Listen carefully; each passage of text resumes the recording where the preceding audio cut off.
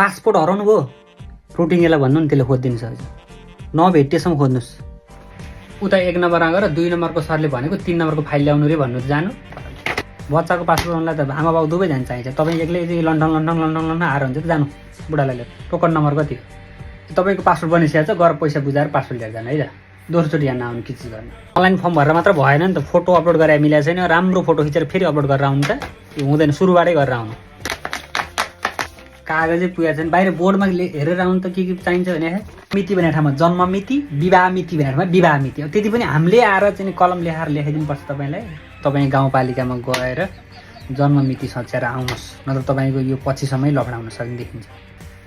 यहाँको एकजना मान्छेको स्पेलिङ मिलेन भनेर मैले तपाईँ कहाँ पठाइदिएँ, तपाईँ जन्म मिति मिलेन भनेर अर्कामा पठाइदिएँ नि त।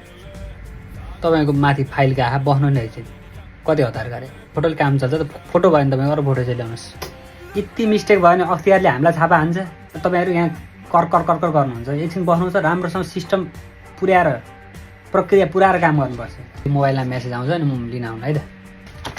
बुझ्नुहुन्छ जन्म दर्ता भनेको हो त्यो नल्याइ हुन्न। जन्म झन् ढिला हुन्छ। बरु हामीलाई भन्नुहोस्, हामीलाई गर्नुहोस्, के गर्नु छ हामी गर्छौँ भन्दा पनि उता जानुहुन्छ। मिल्यो भोलि आउनु।